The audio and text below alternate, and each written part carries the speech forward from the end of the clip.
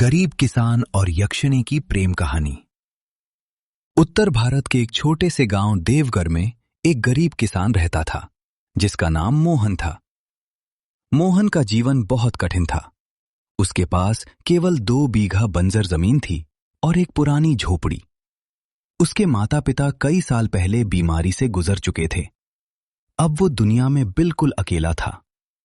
हर दिन सुबह सूरज निकलने से पहले वो खेतों में काम करने चला जाता और रात को थका हारा वापस आता।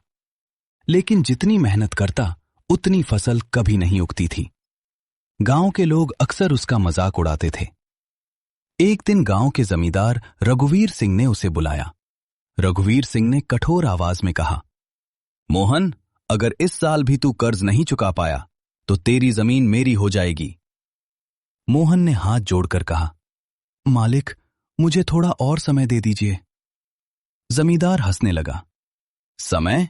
तेरे पास तो किस्मत भी नहीं है। मोहन चुपचाप वहां से चला आया। उस रात वो बहुत उदास था।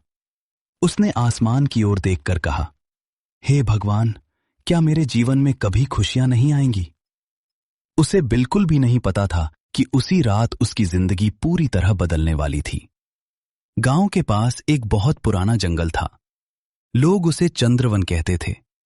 गांव के बुजुर्ग कहते थे कि उस जंगल में यक्ष और यक्षिणियां रहती हैं, लेकिन कोई भी इंसान वहां जाने की हिम्मत नहीं करता था। एक दिन मोहन अपने खेत के लिए लकड़ी काटने जंगल चला गया। सूरज ढलने लगा था। जंगल में अजीब सी खामोशी थी। अचानक उसे दूर से घुंघरुओं की आवाज सुनाई दी, छन छन छन। मोहन रुक गया। जंगल में घुंघरुओं की आवाज?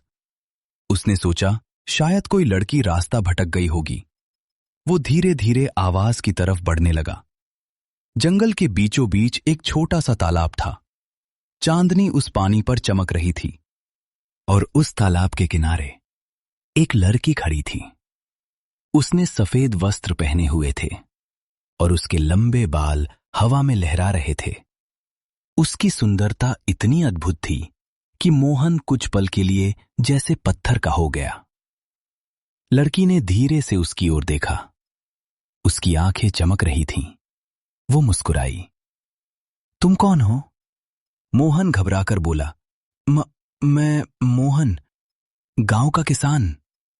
लड़की ने शांत आवाज में कहा, तुम्हें यहां नहीं आना चाहिए था। मोहन ने पूछा, क्यों? लड़की धीरे से बोली, क्योंकि ये जगह इंसानों के लिए नहीं है।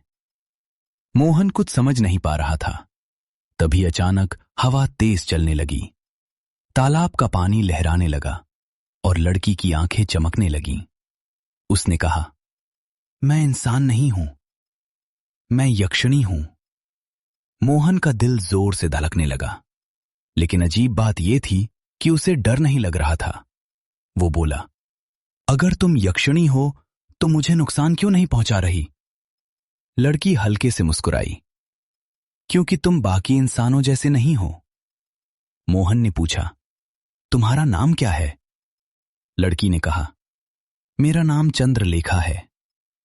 चंद्रलेखा कई 100 सालों से उस जंगल में रहती थी। वो इंसानों से दूर रहती थी, लेकिन पहली बार उसने किसी इंसान से बात की थी, क्योंकि उसने मोहन के दिल की सच्चाई महसूस की थी। उस दिन के बाद मोहन हर शाम जंगल जाने लगा। वो चंद्रलेखा से बातें करता। दोनों घंटों तालाब के किनारे बैठते। मोहन उसे गांव की बातें बताता और चंद्रलेखा उसे प्राचीन यक्ष लोक की कहानियां सुनाती। धीरे धीरे उनकी दोस्ती प्यार में बदलने लगी। एक रात चंद्रलेखा गंभीर हो गई। उसने कहा, मोहन, हमारा मिलना ठीक नहीं है। मोहन ने पूछा, क्यों? चंद्रलेखा की आंखों में उदासी थी, क्योंकि यक्ष लोक के नियम बहुत कठोर हैं। अगर किसी यक्षिणी ने इंसान से प्रेम किया तो उसे भयानक सजा मिलती है। मोहन ने उसका हाथ पकड़ लिया। मुझे किसी सजा से डर नहीं लगता। चंद्रलेखा की आंखों में आंसू आ गए। लेकिन मुझे डर लगता है, क्योंकि अगर यक्षराज को हमारे बारे में पता चल गया तो वे तुम्हें मार देंगे। और उसी समय जंगल में अचानक एक भयानक गर्जना गूंजी। आकाश में काले बादल छा गए। चंद्रलेखा का चेहरा डर से सफेद पड़ गया। उसने फुसफुसाकर कहा, यक्षराज को हमारे बारे में पता चल गया। जंगल में अचानक तेज हवा चलने लगी। पेड़ों की शाखाएं जोर जोर से हिलने लगीं। आकाश में काले बादल छा गए। चंद्रलेखा का चेहरा डर से पीला पड़ गया। उसने कांपती आवाज में कहा, मोहन, हमें यहां से तुरंत जाना होगा। मोहन घबरा गया। क्या हुआ? चंद्रलेखा ने आसमान की ओर देखते हुए कहा, यक्षराज, उन्हें हमारे बारे में पता चल गया है। इतना सुनते ही अचानक जंगल में भयानक गर्जना गूंजी। पूरा जंगल जैसे कांप उठा। मोहन के शरीर में सिहरन दौड़ गई। अचानक तालाब के ऊपर काला धुआं बनने लगा और उस धुएं के बीच एक विशाल आकृति दिखाई दी। उसकी आंखें आग की तरह चमक रही थीं। वह था यक्षों का राजा कुबेर सेन। यक्षराज की आवाज पूरे जंगल में गूंज उठी। चंद्रलेखा, तुमने यक्षलोक के नियम तोड़ने की हिम्मत कैसे की? चंद्रलेखा घुटनों के बल बैठ गई। महाराज, मुझे क्षमा कर दीजिए। यक्षराज की नजर मोहन पर पड़ी। उनकी आंखों में क्रोध जल उठा। और ये तुच्छ इंसान, इसकी इतनी हिम्मत कि एक यक्षिणी से प्रेम करे? मोहन डर गया, लेकिन फिर भी बोला, मैंने कोई अपराध नहीं किया। मैं चंद्रलेखा से सच्चा प्रेम करता हूं। यक्षराज जोर से हंसे। इंसान और यक्षिणी का प्रेम? ये असंभव है। यक्षराज ने अपना हाथ उठाया। आकाश में बिजली चमकने लगी। उन्होंने गरज कर कहा, इस इंसान को अभी यहीं खत्म कर दो। तुरंत ही जंगल के अंधेरे से कई यक्ष योद्धा प्रकट हो गए। उनकी आंखें चमक रही थीं और हाथों में चमकती तलवारें थीं। मोहन समझ गया कि अब उसकी मौत निश्चित है। लेकिन तभी चंद्रलेखा अचानक उसके सामने आकर खड़ी हो गई। उसने चिल्लाकर कहा, नहीं, अगर मोहन को मारना है तो पहले मुझे मारिए। पूरा जंगल सन्नाटे में डूब गया। यक्षराज की आंखें गुस्से से लाल हो गईं। तुम अपने राजा के खिलाफ खड़ी हो रही हो? चंद्रलेखा ने दृढ़ आवाज में कहा, प्रेम अपराध नहीं होता। मोहन ने कभी किसी का बुरा नहीं किया। यक्षराज कुछ पल तक उसे घूरते रहे। फिर वे धीरे धीरे मुस्कुराए, लेकिन वो मुस्कान बहुत डरावनी थी। यक्षराज बोले, ठीक है, अगर ये इंसान सच में तुम्हारे प्रेम के लायक है तो उसे एक परीक्षा देनी होगी। मोहन ने पूछा, कैसी परीक्षा? यक्षराज की आवाज गहरी हो गई। 3 असंभव कार्य। अगर वो तीनों पूरे कर लें तो मैं तुम्हें चंद्रलेखा के साथ रहने दूंगा। चंद्रलेखा चौंक गई। महाराज, ये तो असंभव है। यक्षराज हंस पड़े। इसीलिए तो परीक्षा है।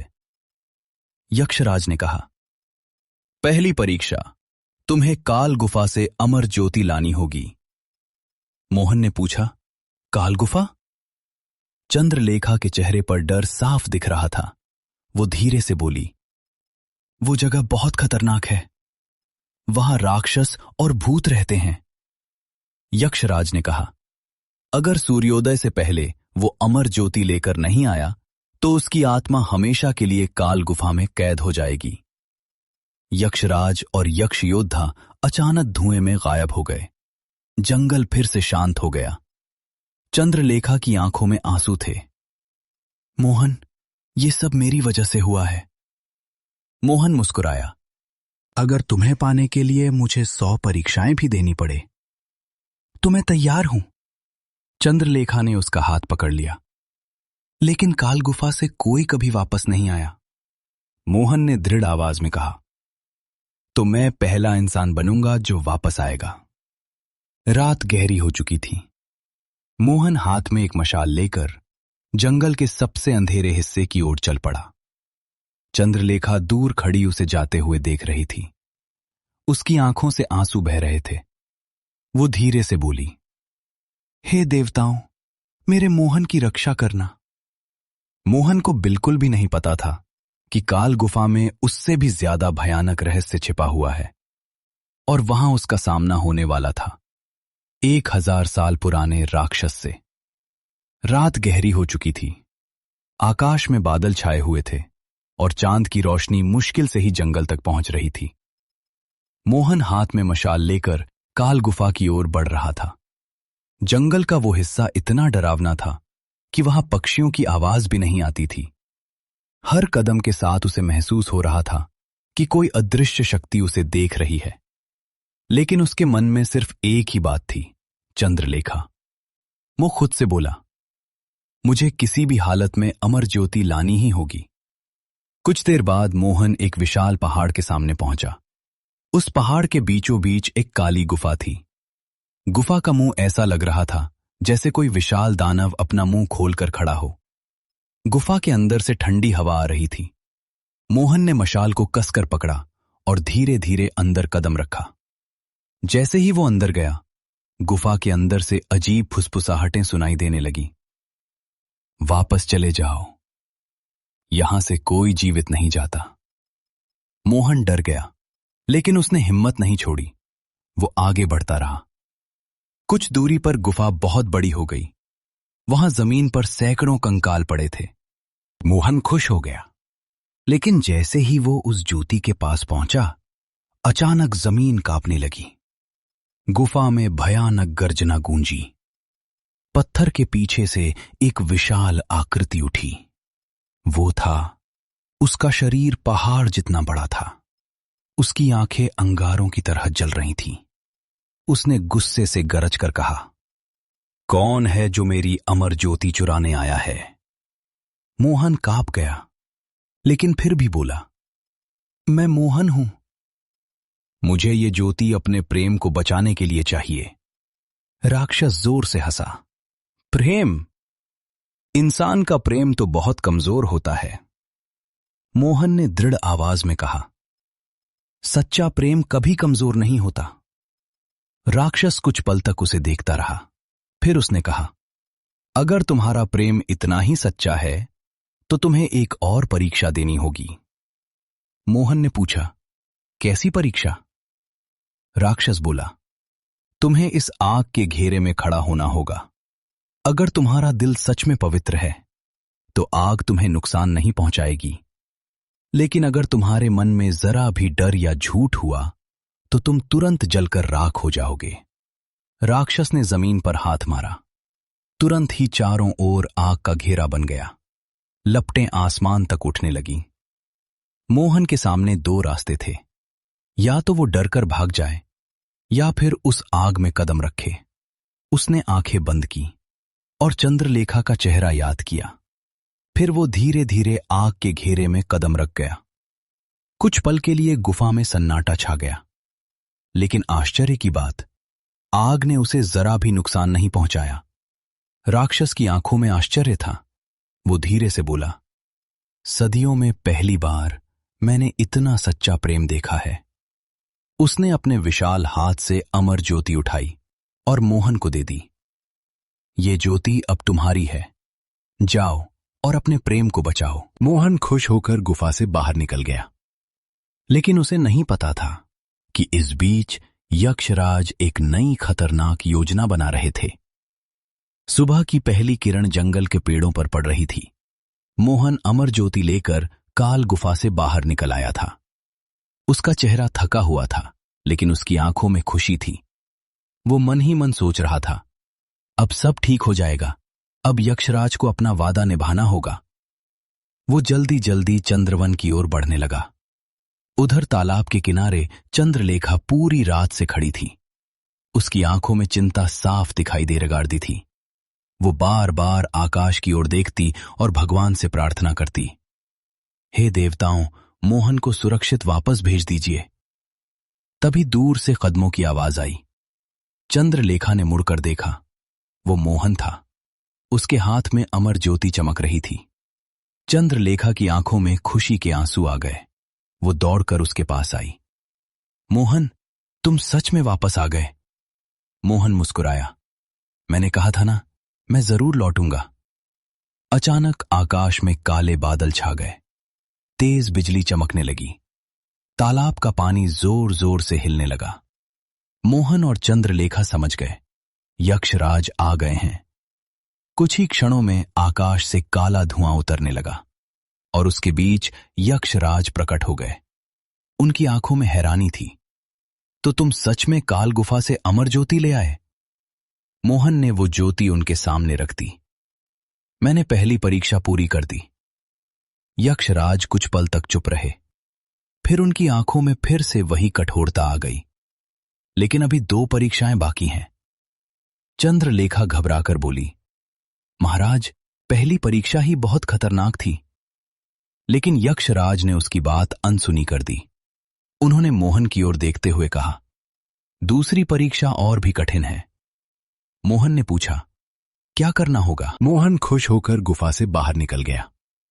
लेकिन उसे नहीं पता था कि इस बीच यक्षराज एक नई खतरनाक योजना बना रहे थे। सुबह की पहली किरण जंगल के पेड़ों पर पड़ रही थी। मोहन अमर ज्योति लेकर काल गुफा से बाहर निकल आया था। उसका चेहरा थका हुआ था, लेकिन उसकी आंखों में खुशी थी। वो मन ही मन सोच रहा था, अब सब ठीक हो जाएगा। अब यक्षराज को अपना वादा निभाना होगा। वो जल्दी जल्दी चंद्रवन की ओर बढ़ने लगा। उधर तालाब के किनारे चंद्रलेखा पूरी रात से खड़ी थी। उसकी आंखों में चिंता साफ दिखाई दे रगाड़ती थी। वो बार बार आकाश की ओर देखती और भगवान से प्रार्थना करती, हे देवताओं, मोहन को सुरक्षित वापस भेज दीजिए। तभी दूर से कदमों की आवाज आई। चंद्रलेखा ने मुड़कर देखा। वो मोहन था। उसके हाथ में अमर ज्योति चमक रही थी। चंद्रलेखा की आंखों में खुशी के आंसू आ गए। वो दौड़कर उसके पास आई। मोहन, तुम सच में वापस आ गए। मोहन मुस्कुराया। मैंने कहा था ना, मैं जरूर लौटूंगा। अचानक आकाश में काले बादल छा गए। तेज बिजली चमकने लगी। तालाब का पानी जोर जोर से हिलने लगा। मोहन और चंद्रलेखा समझ गए, यक्षराज आ गए हैं। कुछ ही क्षणों में आकाश से काला धुआं उतरने लगा और उसके बीच यक्षराज प्रकट हो गए। उनकी आंखों में हैरानी थी। तो तुम सच में काल गुफा से अमर ज्योति ले आए? मोहन ने वो ज्योति उनके सामने रख दी। मैंने पहली परीक्षा पूरी कर दी। यक्षराज कुछ पल तक चुप रहे। फिर उनकी आंखों में फिर से वही कठोरता आ गई। लेकिन अभी 2 परीक्षाएं बाकी हैं। चंद्रलेखा घबराकर बोली, महाराज, पहली परीक्षा ही बहुत खतरनाक थी। लेकिन यक्षराज ने उसकी बात अनसुनी कर दी। उन्होंने मोहन की ओर देखते हुए कहा, दूसरी परीक्षा और भी कठिन है। मोहन ने पूछा, क्या करना होगा? यक्षराज बोले, तुम्हें नाग पर्वत पर जाकर वहां के रक्षक महानाग वासुकी से एक नागमणि लानी होगी। चंद्रलेखा का चेहरा डर से सफेद पड़ गया। महाराज, नाग पर्वत बहुत खतरनाक है। वहां हजारों विषैले नाग रहते हैं। यक्षराज मुस्कुराए, इसीलिए तो ये परीक्षा है। यक्षराज बोले, नाग पर्वत तक पहुंचने वाला कोई भी इंसान आज तक जीवित वापस नहीं आया।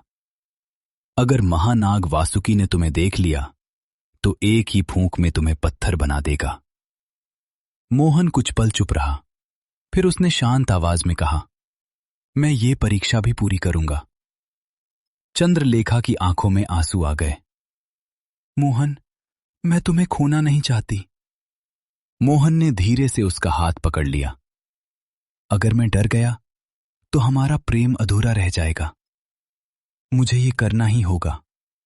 चंद्रलेखा ने कांपती आवाज में कहा, तो एक बात याद रखना, नाग पर्वत पर सिर्फ ताकत काम नहीं आती, वहां सच्चाई और साहस की परीक्षा होती है। नाग पर्वत की यात्रा। मोहन फिर से यात्रा पर निकल पड़ा। इस बार उसका रास्ता और भी कठिन था। उसे घने जंगलों, खतरनाक घाटियों और तेज बहती नदियों को पार करना था। 3 दिन और 3 रातों की यात्रा के बाद उसे दूर एक विशाल पर्वत दिखाई दिया।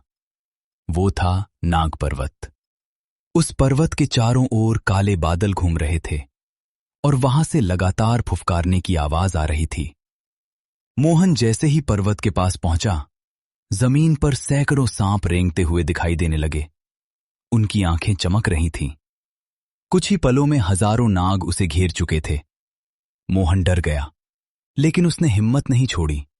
वो धीरे से बोला, मैं लड़ने नहीं आया, मैं महानाग वासुकी से मिलने आया हूं। अचानक जमीन जोर से कांपने लगी। पर्वत की चोटी से एक विशाल नाग नीचे उतरा। उसका शरीर इतना बड़ा था कि पूरा रास्ता ढक गया। उसकी आंखें चमक रही थीं। वो था महानाग वासुकी।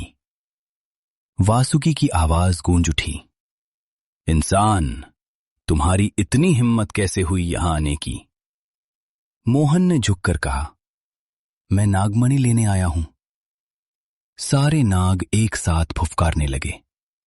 वासुकी ने गुस्से से कहा, नागमणि हमारी सबसे पवित्र वस्तु है, कोई इंसान इसे नहीं ले सकता। मोहन ने शांत आवाज में कहा, मुझे ये अपने प्रेम को बचाने के लिए चाहिए। नागराज की शर्त वासुकी कुछ देर तक उसे घूरते रहे। फिर उन्होंने कहा, अगर तुम्हारा प्रेम सच में सच्चा है तो तुम्हें एक आखिरी परीक्षा देनी होगी। मोहन ने पूछा, कौन सी परीक्षा? वासुकी बोले, तुम्हें मेरे विष का एक बूंद पीना होगा। अगर तुम्हारा दिल सच्चा हुआ तो तुम जीवित रहोगे, लेकिन अगर तुम्हारे प्रेम में जरा भी झूठ हुआ तो तुम उसी पल मर जाओगे। मोहन के सामने फिर से मौत और प्रेम के बीच चुनाव था, और दूर चंद्रवन में चंद्रलेखा बेचैनी से उसकी वापसी का इंतजार कर रही थी। नाग पर्वत की चोटी पर चारों ओर हजारों सांप फुफकार रहे थे। उनकी चमकती आंखें मोहन को घूर रही थीं। सामने खड़े थे नागराज वासुकी, विशाल और भयानक। उनकी आवाज गूंज उठी, अगर तुम्हारा प्रेम सच्चा है तो मेरे विष की एक बूंद पीकर दिखाओ। मोहन का दिल तेज धड़कने लगा। वो जानता था कि नागराज का विष बहुत भयानक होता है। एक बूंद भी किसी इंसान को तुरंत मार सकती थी। लेकिन फिर उसे चंद्रलेखा का चेहरा याद आया। उसने मन ही मन कहा, अगर मेरे प्रेम में सच्चाई है तो मुझे कुछ नहीं होगा।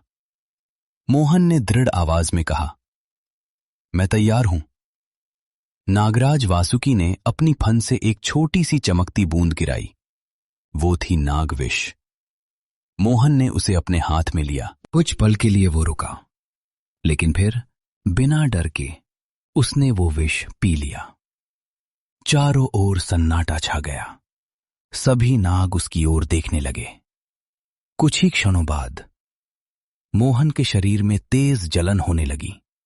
उसकी सांसें तेज हो गईं। वो जमीन पर गिर पड़ा। नागराज वासुकी ने गहरी आवाज में कहा, अब सच्चाई सामने आएगी।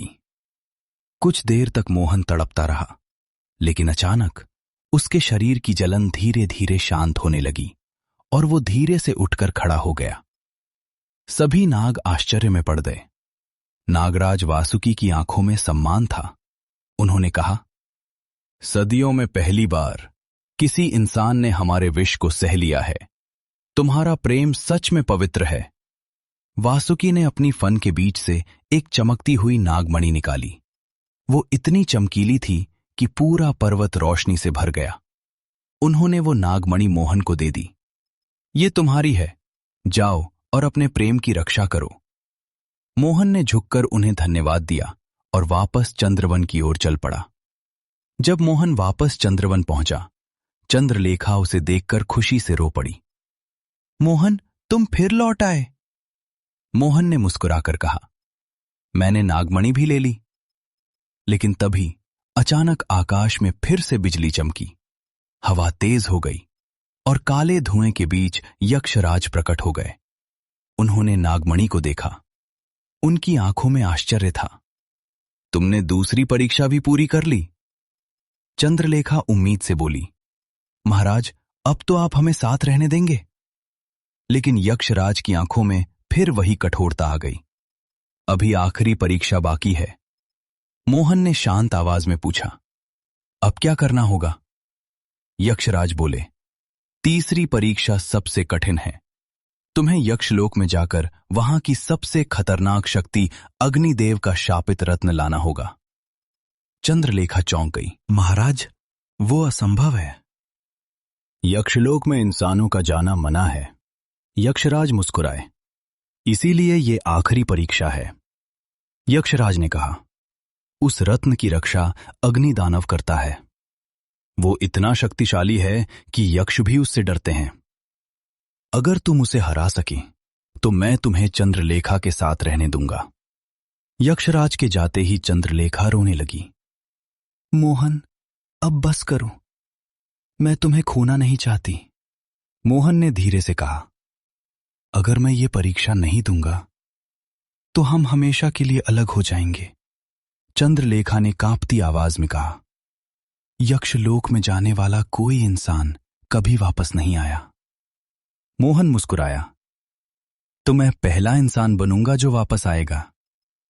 यक्षलोक का द्वार चंद्रवन के बीच एक पुराना पेड़ था। उसके नीचे एक चमकता हुआ रहस्यमयी द्वार था। यही था यक्षलोक का प्रवेश द्वार।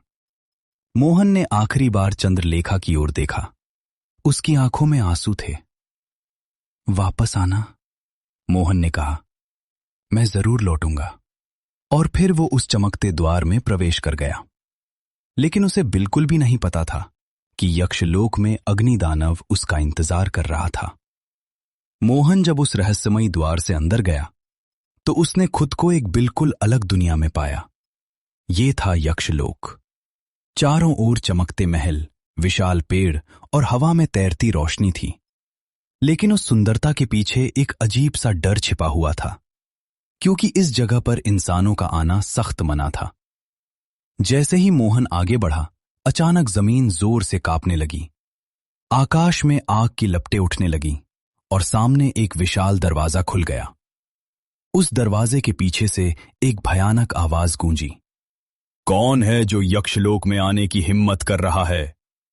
अचानक आग के बीच से एक विशाल राक्षस बाहर आया। उसका शरीर पूरी तरह आग से बना हुआ था। उसकी आंखें अंगारों की तरह चमक रही थी। वो था अग्निदानव। उसने गुस्से से गरजते हुए कहा, इंसान, ये जगह तुम्हारे लिए नहीं है। मोहन ने साहस जुटाकर कहा, मैं अग्निदेव का शापित रत्न लेने आया हूं। अग्निदानव जोर से हंसा।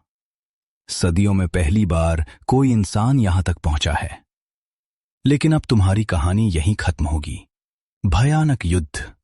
अग्निदानव ने अपने हाथ से आग का एक विशाल गोला बनाया और उसे मोहन की ओर फेंक दिया। मोहन तेजी से एक तरफ कूद गया। आग का गोला जमीन से टकराते ही बड़ा विस्फोट हुआ।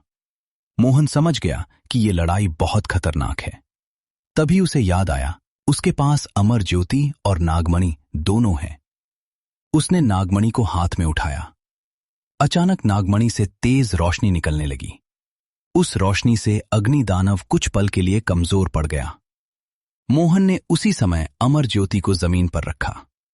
अमर ज्योति की पवित्र शक्ति से आग धीरे धीरे शांत होने लगी। अग्निदानव चिल्लाया, नहीं, ये कैसे संभव है? मोहन ने पूरी ताकत से उस पर हमला किया और कुछ ही क्षणों में अग्निदानव जमीन पर गिर पड़ा। अग्निदानव के गिरते ही उसके पीछे एक चमकता हुआ रत्न दिखाई दिया। वो था मोहन। ने वो रत्न उठा लिया। तभी अचानक यक्षलोक में तेज रोशनी फैल गई और वहां यक्षराज प्रकट हो गए। यक्षराज की सच्चाई। यक्षराज ने मोहन को गौर से देखा। उनकी आंखों में अब क्रोध नहीं था, बल्कि गर्व था। उन्होंने कहा, मोहन, तुमने तीनों परीक्षाएं पूरी कर ली। चंद्रलेखा भी वहां प्रकट हो गई। वो खुशी से रो रही थी। लेकिन तभी यक्षराज ने एक और बात कही, लेकिन एक आखिरी सच अभी बाकी है। मोहन ने पूछा, कौन सा सच? सबसे बड़ा त्याग। यक्षराज बोले, इंसान और यक्षिणी कभी एक साथ नहीं रह सकते। अगर तुम चंद्रलेखा के साथ रहना चाहते हो तो तुम्हें अपनी मानव जिंदगी छोड़नी होगी। चंद्रलेखा चौंक गई। नहीं महाराज, मैं मोहन को अपनी वजह से इंसानियत छोड़ने नहीं दूंगी। लेकिन मोहन मुस्कुराया। उसने कहा, अगर प्रेम के लिए मुझे सब कुछ छोड़ना पड़े तो मुझे कोई दुख नहीं होगा। मोहन ने वो शापित रत्न यक्षराज को दे दिया। यक्षराज ने अपनी दिव्य शक्ति से मोहन को आशीर्वाद दिया। अचानक एक तेज रोशनी फैली। और मोहन का शरीर चमकने लगा। कुछ ही क्षणों में वो एक साधारण इंसान नहीं रहा, वो बन चुका था एक यक्ष। चंद्रलेखा खुशी से रो पड़ी। वो दौड़कर मोहन के पास आई। अब वे दोनों एक ही दुनिया के थे। यक्षराज मुस्कुराए। आज से तुम दोनों यक्षलोक के रक्षक हो। कहते हैं कि आज भी चंद्रवन के उस तालाब के पास रात में कभी कभी दो चमकती परछाइयां दिखाई देती हैं। लोग कहते हैं वो है मोहन और चंद्रलेखा। उनका प्रेम इतना सच्चा था कि उसने इंसानों और यक्षों की दुनिया के बीच की दीवार भी तोड़ दी। और इस तरह एक गरीब किसान और यक्षिणी की प्रेम कहानी अमर हो गई।